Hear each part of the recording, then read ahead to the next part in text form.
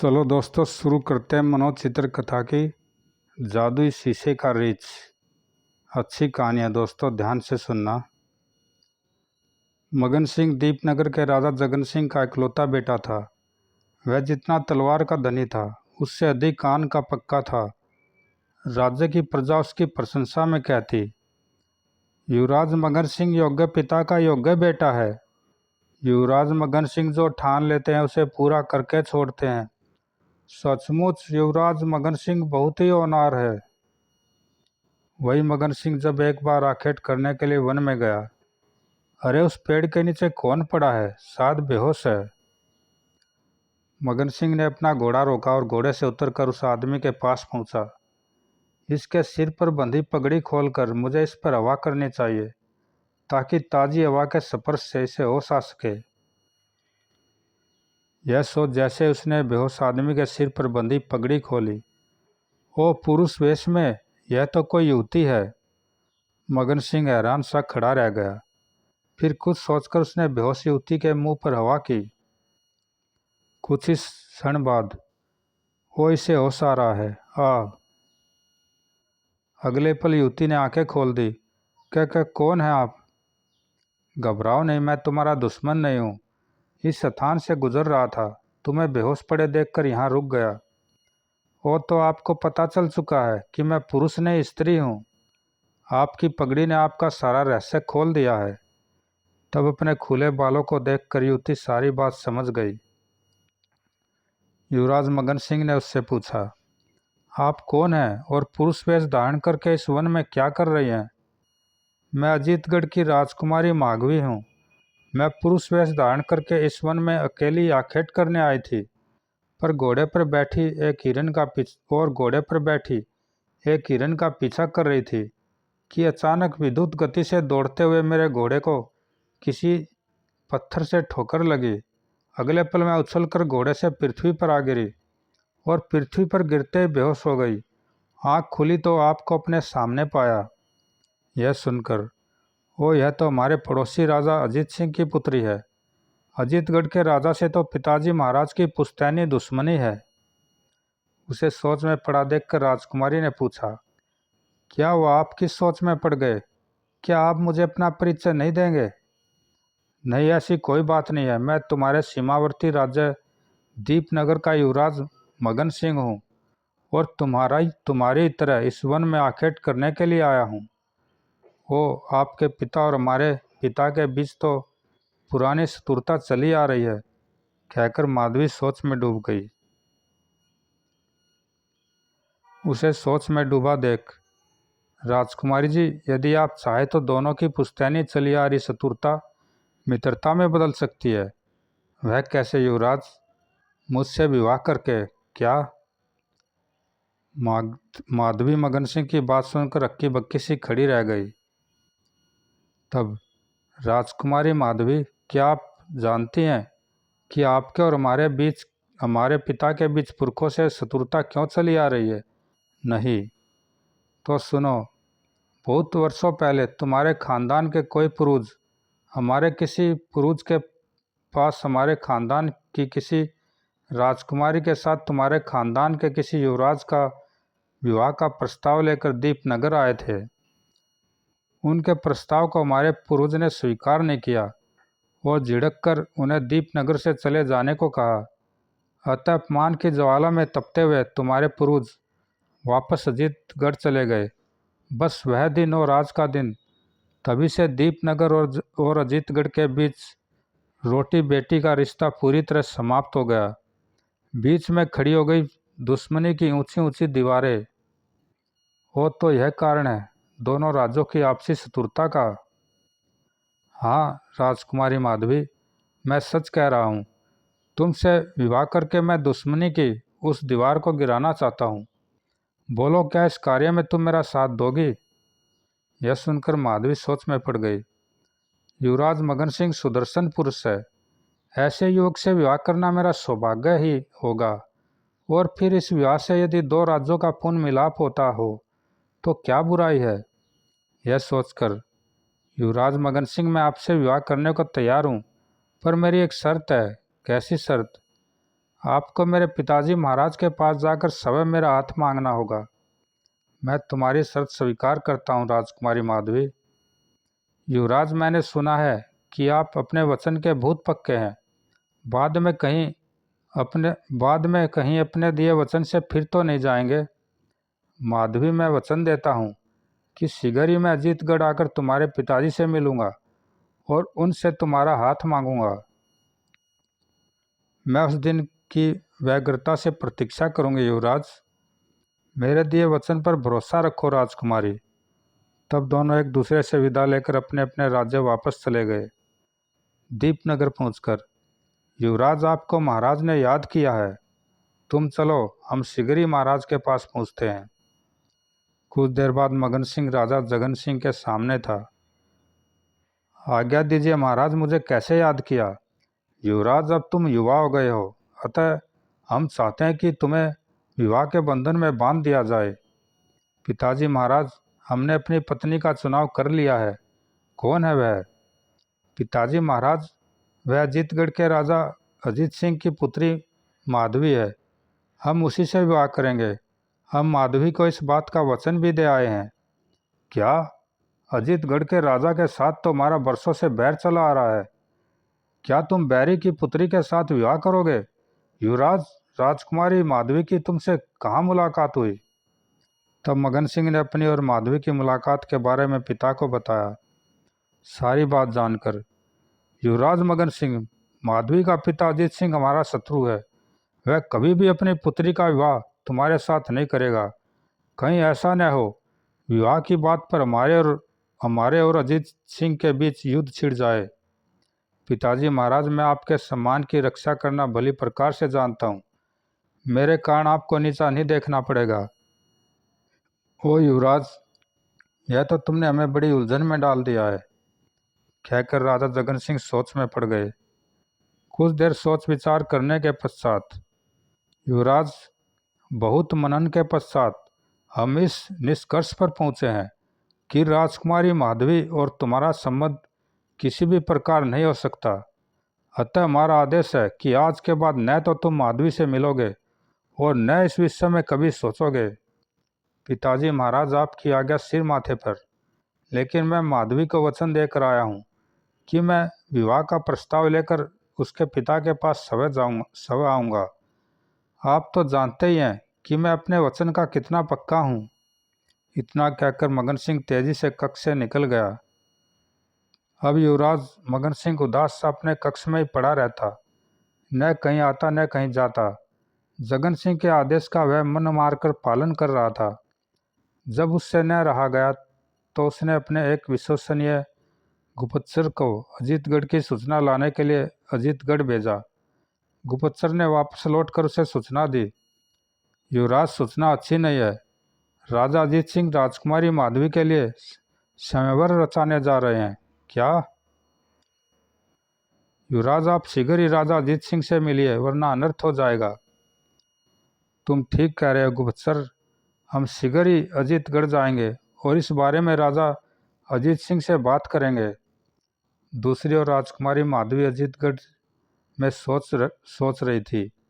इतने दिन हो गए, युवराज मगन सिंह वचन देकर भी पिताजी महाराज से मिलने क्यों नहीं आए? क्या वे अपने वचन को झूठा करेंगे? अगर युवराज न आए तो क्या होगा? यह सोचकर माधवी उदास हो उठी। इधर अर्धरात्रि होने पर युवराज मगन सिंह अपने कक्ष से निकला और अपने घोड़े पर चढ़कर अजीतगढ़ की ओर चल पड़ा। पिताजी महाराज, मुझे क्षमा करना, मैं आपके आदेश की अवहेलना करके अजीतगढ़ जा रहा हूँ। सुबह होते होते वह अजीतगढ़ जा पहुँचा। राजा अजीत सिंह से जाकर कहो कि दीपनगर के युवराज मगन सिंह उनसे मिलना चाहते हैं। जब सेवक ने राजमहल में जाकर यह सूचना राजा अजीत सिंह को दी, दीपनगर का युवराज हमसे मिलना चाहता है, लेकिन वह हमारे पास क्यों आया है? क्या वह नहीं जानता कि दीपनगर और अजीतगढ़ में आपस में शत्रुता है? फिर उसके यहाँ आने का क्या प्रयोजन है? अजीत सिंह सोच में पड़ गया। जब काफ़ी सोच विचार करने के पश्चात भी उसकी समझ में कुछ नहीं आया तो, पहरेदार, तुम आदर सहित युवराज मगन सिंह को हमारे पास ले आओ। जो आज्ञा महाराज। कुछ देर बाद मगन सिंह अजीत सिंह के सामने था। कहो युवराज, आज शत्रु के देश में आप कैसे आए हैं? महाराज, मैंने सुना है आप राजकुमारी माधवी के लिए स्वयंवर का आयोजन कर रहे हैं।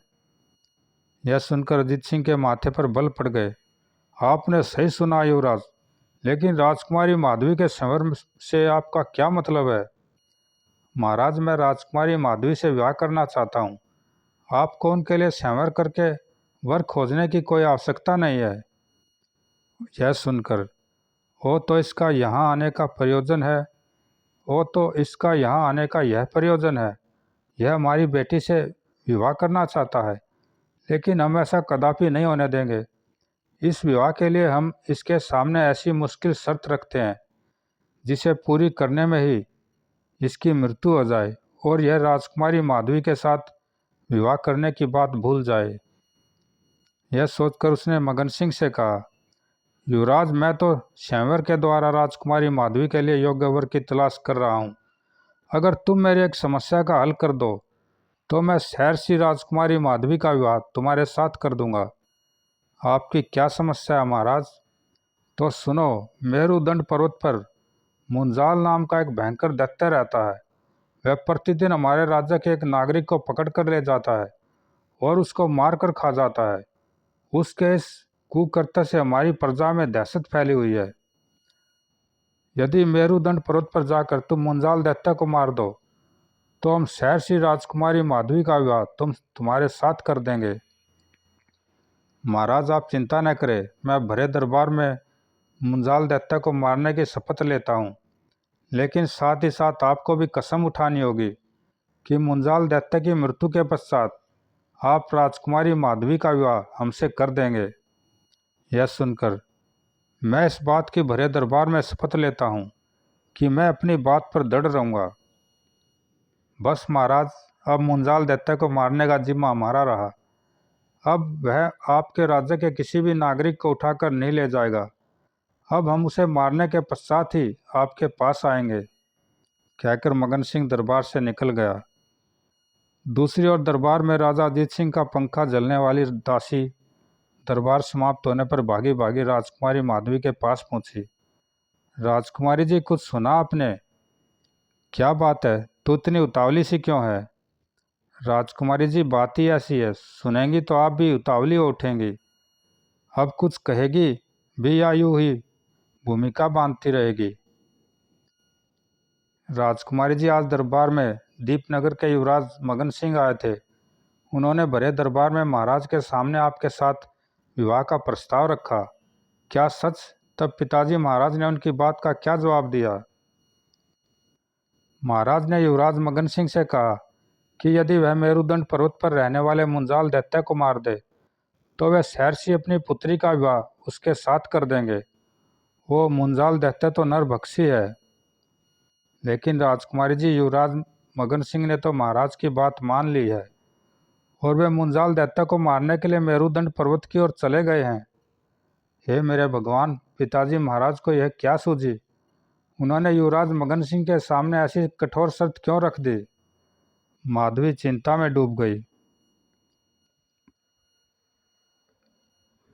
वह मन ही मन मगन सिंह से क्षमा मांगने लगी।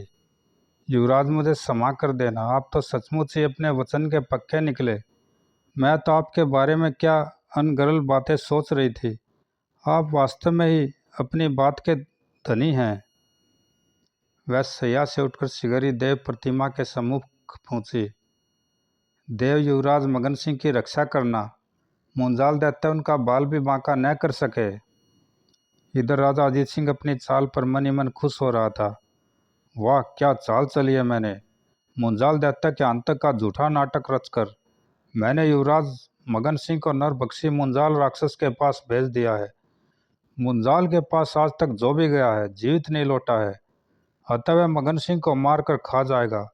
इस प्रकार शत्रु का बेटा स्वयं ही हमारी बेटी की राह से हट जाएगा। उधर युवराज मगन सिंह का घोड़ा विद्युत गति से मेरुदंड पर्वत की ओर दौड़ा जा रहा था। फिर जैसे उसके घोड़े ने घनघोर वन में प्रवेश किया, जरा रुक जाओ बेटा और मुझ दुखियारे की प्रार्थना सुनते जाओ। बूढ़े की आवाज़ सुनकर मगन सिंह ने घोड़े की लगाम खींच ली। घोड़ा तत्काल ही रुक गया। मगन सिंह वापस पलटकर उस बूढ़े के पास आया।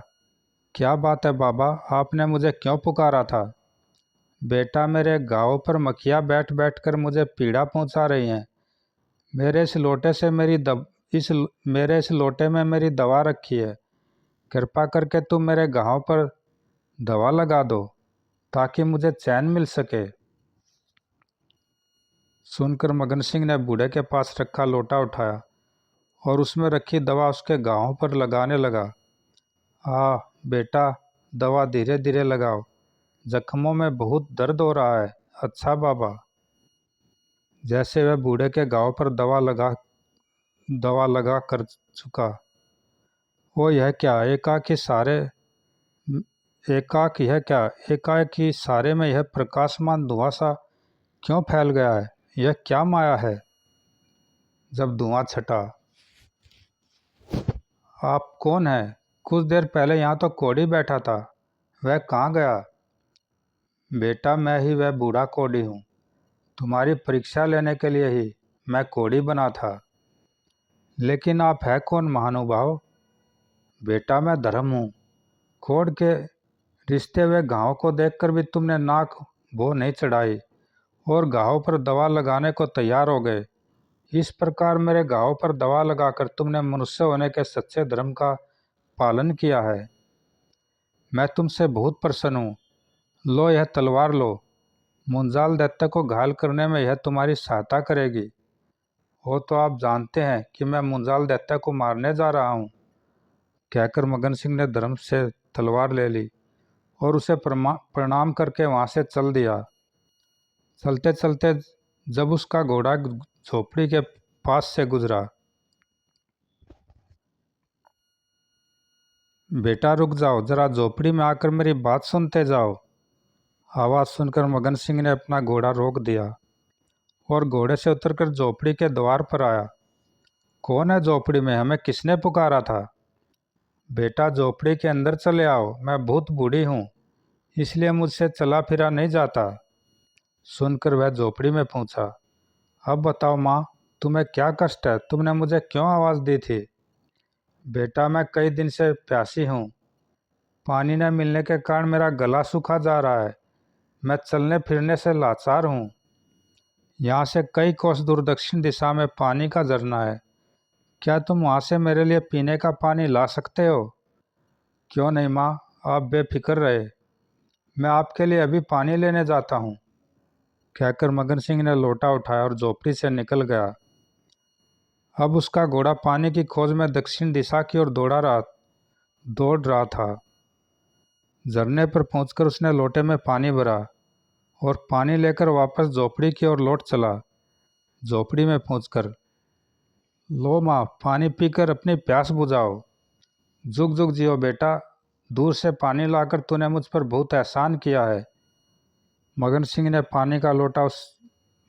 से पानी का लोटा लेकर उसने पानी पिया। गट गट, बहुत प्यासी है। जैसे ही पानी पीकर बुढ़िया ने खाली लोटा नीचे रखा, वो यह क्या हुआ? अचानक ही सारी झोपड़ी में धुआं कहाँ से भर गया। कुछ देर बाद जब झोपड़ी में फैला हुआ धुआं छटा, मगन सिंह, मैं तुमसे बहुत खुश हूँ। आप कौन हैं और बूढ़ी माँ कहाँ गई? बेटा, मैं मानवता की देवी हूँ। मैंने बुढ़िया का वेश धरकर तुम्हारी मानवता की परीक्षा ली थी। मैं जानती हूँ कि तुम एक महत्वपूर्ण कार्य को पूरा करने के लिए जा रहे हो। तुम्हारे लिए एक एक पल कीमती है, फिर भी अपने अमूल्य समय का तनिक भी ध्यान न करके तुम कोसों दूर गए और मेरे लिए पानी लाए। तुम्हारे स्थान पर यदि कोई और होता तो मेरी बात अनसुनी करके आगे बढ़ जाता, लेकिन तुमने ऐसा नहीं किया और मानवता का पालन किया। मानवता की देवी, आपको मेरा प्रणाम है। सुनकर मानवता की देवी ने हवा में हाथ लहराया। तत्काल ही उसके हाथ में एक शीशा आ गया। वह उस शीशे को मगन सिंह को देती हुई बोली, मगन सिंह, मुंजाल दैत्य जब तुम्हारी तलवार के वारों से अच्छी प्रकार घायल हो जाए तो तुम इस शीशे से कहना, आईने मुंजाल दैत्य को मार। तुम्हारे ऐसा कहते ही आईने में से एक विशालकाय रीछ बाहर निकल कर कूदेगा। वह रीछ मुंजाल दैत्य को मौत के घाट उतार देगा। मगन सिंह ने मानवता की देवी से जादुई आईना ले लिया। तब देवी को प्रणाम करके वह पुनः आगे चल पड़ा। चलते चलते वह मेरुदंड पर्वत के सम्मुख जा पहुंचा। यही है मेरुदंड पर्वत, जिस पर नरभक्षी मुंजाल दैत्य वास करता है। अपने घोड़े को नीचे ही छोड़कर मुझे पर्वत पर चढ़ाई करनी चाहिए।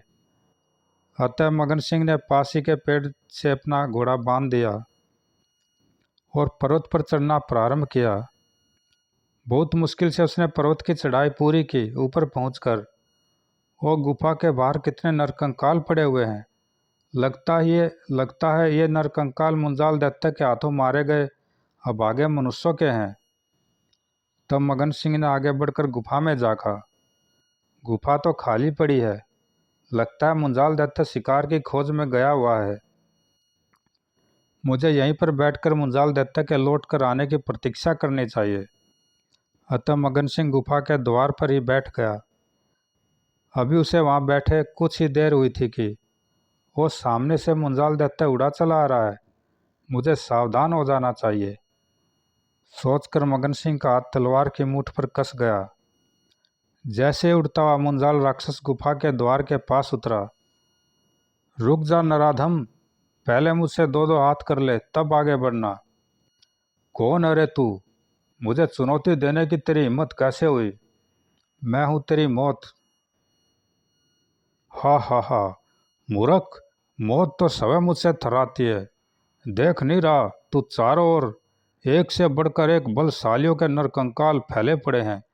ये सभी मेरे हाथों मारे गए हैं और तू है कि मुझे मौत का भय दिखा रहा है। हा हा हा हा। मुंजाल भयंकर अट्टास कर उठा। उसकी हंसी से सारी घाटी कांप उठी। मुंजाल, तुझे अपनी ताकत पर बड़ा अभिमान है। तेरे इस अभिमान को आज मैं धूल में मिला दूंगा। कहकर मगन सिंह ने तलवार का वार मुंजाल दैत्य पर कर दिया। हाँ, देखा मेरी तलवार का वार कितना घातक है। मुंजाल ने पीड़ा से कराते हुए हाथ में पकड़ी हुई युवती को पृथ्वी पर छोड़ दिया और मुंह फाड़कर मगन सिंह की ओर दौड़ा। जैसे वह मगन सिंह के पास आया, खचाक, आ मुंजाल दैत्य के पेट से रक्त का फवारा फूट पड़ा। अब मगन सिंह उछल उछल कर मुंजाल दैत्य पर तलवार से वार करने लगा। हाय मर गया रे। कुछ ही देर में मगन सिंह ने तलवार के वार से मुंजाल दैत्य को बुरी तरह घायल कर दिया। जब मुंजाल पूरी तरह घायल हो गया तो मगन सिंह ने मानवता की देवी द्वारा दिया गया जादुई शीशा निकाला और उसे आदेश दिया, जादुई शीशे जल्दी ही मुंजाल दैत्य को मार दे। उसके ऐसा कहते ही दर्पण का रीछ घायल मुंजाल दैत्य की ओर दौड़ा। हो, अब मेरी खैर नहीं है। मानवता की देवी का यह रीछ अब मुझे नहीं छोड़ेगा। तभी रीछ मुंजाल के सामने जा पहुंचा और उसने मुंजाल के चेहरे पर पंजे से झपट्टा मारा। हाँ, मुंजाल दैत्य भाग नहीं सका और कटे वृक्ष की तरह जमीन पर गिर गया। तब रीछ उसकी छाती पर जा चढ़ा। मानवता की देवी के रीछ, मुझे माफ कर दे, मुझे माफ कर दे। मौत को सामने देखकर दया की भीख क्यों मांग रहा है? रे निशाचर, आज मैं तुझे जीवित नहीं छोड़ूंगा। कहते हुए रीछ ने मुंजाल दैत्य की गर्दन में अपने दांत गड़ा दिए। रीछ तब तक उसकी गर्दन में दांत गड़ाए रहा जब तक कि मुंजाल दैत्य के प्राण बखेरू न उड़ गए। तब रीछ मगन सिंह के पास आया। मुंजाल दैत्य का वध हो चुका है। अब मैं वापस मानवता की देवी के पास जाऊंगा। ठीक है, राजकुमार के यहाँ कहते रीछ ने दर्पण में छलांग लगाई और अदृश्य हो गया। अगले ही पल वो हाथ में पकड़ा दर्पण गायब हो गया। लगता है दर्पण मानवता की देवी के पास वापस पहुंच गया है।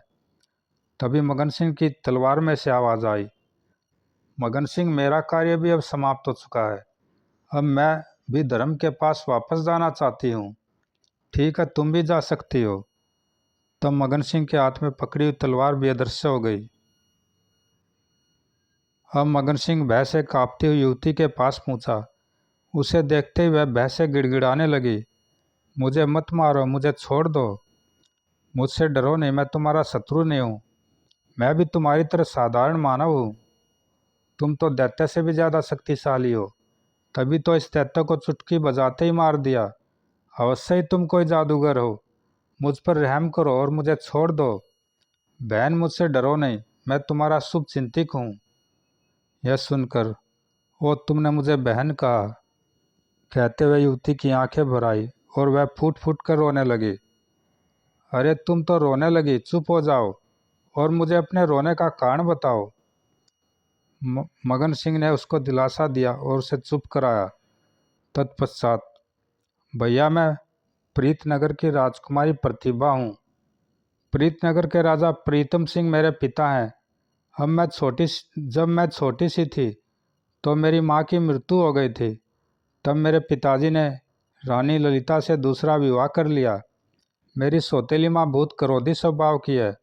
वह हरदम मुझे डांटती रहती है। बस पिताजी महाराज ही मुझसे स्नेह करते हैं। सौतेली माँ ललिता के कोई भी संतान नहीं हुई। मैं बचपन से अब तक एक भाई के स्नेह के लिए तरसती रही। हर रक्षाबंधन पर जब मेरी सखियाँ अपने भाइयों की कलाइयों पर राखी बांधती तो मैं मन मार कर रह जाती थी। आज जब तुमने मुझे बहन कहा तो बरबस ही मेरी आंखें भर आई। मेरा ऐसा भाग्य कहाँ जो मेरे भी एक भाई हो। अपनी बात समाप्त करके राजकुमारी प्रतिभा ने ठंडी सांस छोड़ी। उसके मुख पर निराशा फैल गई थी। उसकी यह अवस्था देख राजकुमारी प्रतिभा, मैं दीपनगर का युवराज मगन सिंह हूँ। आज से मैं तुम्हारा भाई हूँ। आज के बाद तुम कभी भी भाई की कमी महसूस नहीं करोगी। सच भैया? हाँ प्रतिभा बहन, आज के बाद जब भी तुम पर कोई संकट की घड़ी आए, मुझे याद करना न भूलना। मैं तुरंत हाजिर हो जाऊंगा। ओ भैया, आज मेरी मन की मुराद पूरी हो गई है। आज मैं बहुत खुश हूँ। अच्छा प्रतिभा बहन, यह तो बताओ कि मुंजाल दैत्य तुम्हें कहाँ से उठा कर लाया था? तुम्हारी तलाश में क्या तुम्हारे घर वाले परेशान न हो रहे होंगे?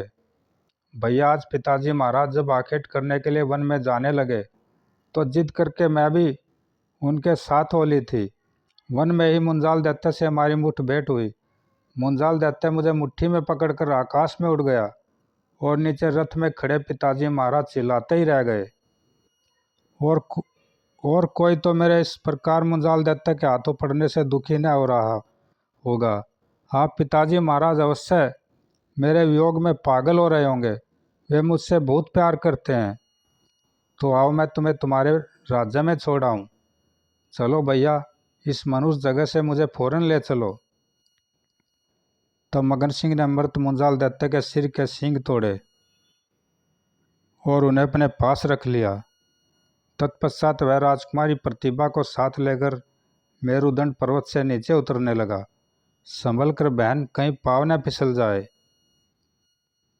पर्वत से नीचे उतरकर मगन सिंह ने पेड़ से अपना घोड़ा खोला और राजकुमारी प्रतिभा को साथ लेकर वहां से प्रीतनगर की ओर चल पड़ा। जैसे उन्होंने प्रीतनगर में प्रवेश किया, क्या बात है, राज्य में सन्नाटा सा छाया है। लोग भी उदास से नजर आ रहे हैं। राजकुमारी प्रतिभा का दिल किसी बुरी आशंका से धड़क उठा। तब उसने पास से गुजरते हुए एक आदमी को आवाज़ दी। उसकी आवाज़ सुनकर, राजकुमारी जी, आप जीवित हैं? हाँ मैं जीवित हूँ, मुझे कुछ नहीं हुआ है। लेकिन तुम मुझे देखकर चकित क्यों हो रहे हो? और यह राज्य में सन्नाटा सा क्यों छाया हुआ है? क्या बात है? सुनकर उस आदमी ने बताया, राजकुमारी जी, महाराज आपके साथ आखेट करने के लिए वन में गए थे, लेकिन वन से वे अकेले ही लौटे थे। वन में उन्हें किसी जहरीले कीड़े ने काट लिया था, जिसके फलस्वरूप उनका सारा शरीर काला पड़ गया है और नाड़ी भी मंद चल रही है। इसी दुख से राज्य में सन्नाटा छाया हुआ है। हर आदमी महाराज की दशा देखकर दुखी है। राज्य के सब जाने माने वैद्य उनका इलाज करके हार चुके हैं। किसी की भी दवा ने उन्हें कोई फायदा नहीं हुआ। किसी की भी दवा से उन्हें कोई फायदा नहीं हुआ है। हर पल उनकी दशा बिगड़ती जा रही है। इस समय वे बेहोशी की हालत में हैं। बीच बीच में जब भी उन्हें होश आता है तो उनके मुख से एक ही बात निकलती है, मेरी बेटी को बचा लो। कोई राजकुमारी प्रतिभा को नरभक्षी मुंजाल दैत्य के पंजों से बचा लो। उस आदमी की बात सुनकर राजकुमारी प्रतिभा रोने लगी। प्रतिभा बहन, हिम्मत रखो, आओ हम तुम्हारे पिताजी महाराज के पास चलते हैं। तुम्हें जीवित देखकर शायद उनकी अवस्था में कुछ सुधार हो जाए। बूहू। जब वे दोनों राजमहल में पहुंचते ही उन दोनों का सामना रानी ललिता से हुआ। उन्हें देखते ही, प्रतिभा तुम कहाँ गुम हो गई थी और यह तुम्हारे साथ कौन है? माँ, मैं तुम्हारे सभी सवालों का जवाब दूंगी, लेकिन पहले मुझे पिताजी महाराज के पास ले चलो। सुना है उन्हें किसी जहरीले कीड़े ने काट लिया है। तुमने सही सुना है प्रतिभा, महाराज की हालत ठीक नहीं है। हर पल वे तुम्हें ही पुकार रहे हैं। तो जल्दी चलो माँ, मुझे उनके पास ले चलो। तब उन दोनों को साथ लेकर रानी ललिता राजा प्रीतम सिंह के कक्ष में पहुंची। ओ पिताजी महाराज की दशा तो बहुत खराब है। यह प्रतिभा को बहन कह रहा है, कौन है यह? सचमुच महाराज की हालत बहुत गंभीर है प्रतिभा बहन। पिता की दशा देखकर प्रतिभा की आंखों में आंसू झलक आए। किसी तरह हिम्मत करके उसने कहा, पिताजी महाराज आंखें खोलिए, देखिए आपकी बेटी सही सलामत वापस आ गई है। राजकुमारी प्रतिभा के कहने का जादू का सा असर हुआ। राजा प्रीतम सिंह ने तत्काल ही आंखें खोल दी और बोले, बेटी तुम? हाँ पिताजी महाराज, मैं आपकी बेटी। लेकिन बेटी तुम मुंजाल दैत्य के पंजे से जीवित कैसे निकल आई? उसके कब्जे में आया कोई भी प्राणी आज तक जीवित नहीं बचा है। पिताजी महाराज, यह सब भैया मगन सिंह के कारण हुआ है। इन्होंने ही मुंजाल दैत्य से मेरी रक्षा की है। कहकर राजकुमारी प्रतिभा ने विस्तार पूर्वक सारी बात राजा प्रीतम सिंह को बताई।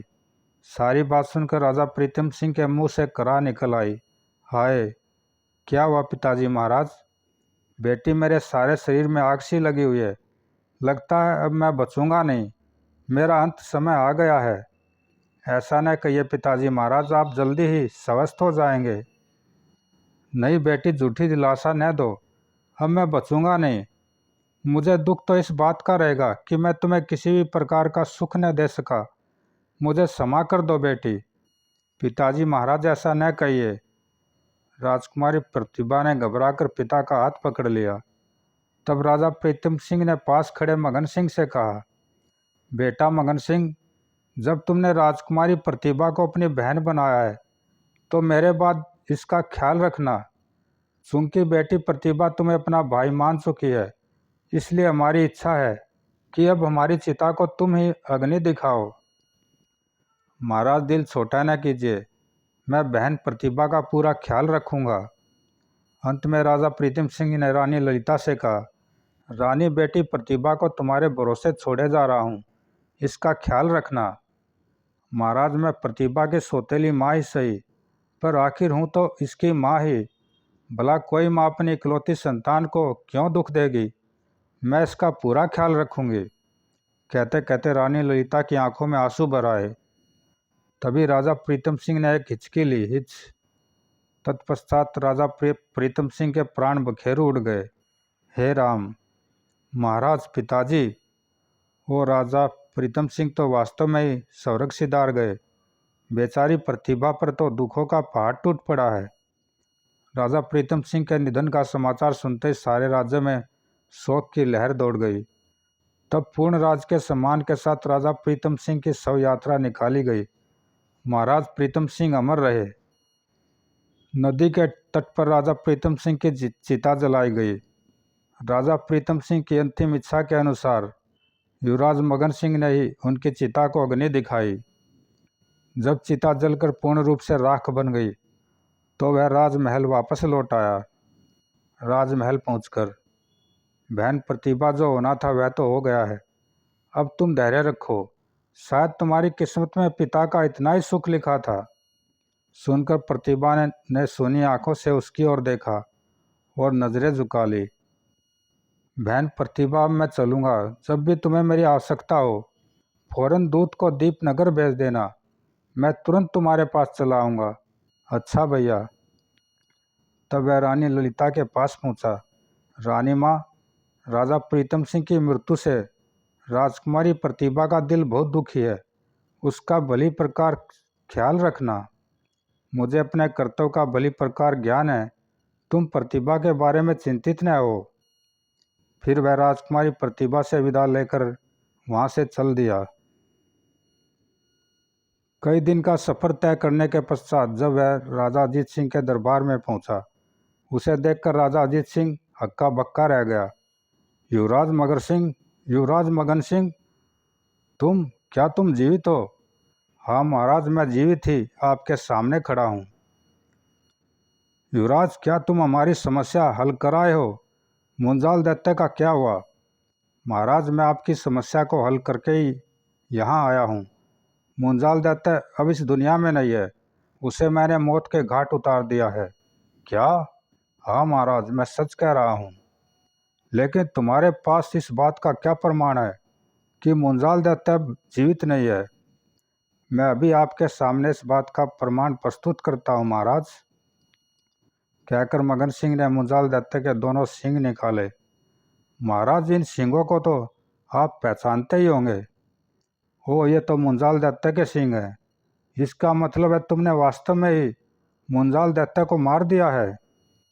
मुंजाल दैत्य के सींग देखकर राजा अजीत सिंह हक्का बक्का रह गया था। उसे हक्का बक्का देखकर, महाराज, मैंने अपने वचन का पालन कर दिया है। अब आप भी अपने दिए वचन का पालन कीजिए और राजकुमारी माधवी का हाथ हमें सौंप दीजिए। अधूरी कहानी रह गई दोस्तों, इसका आगे का भाग है आग के बादल, वो भी सुनाएंगे। इसे ज़रूर लाइक सब्सक्राइब करना, कमेंट में बताना कैसी लगी। धन्यवाद दोस्तों।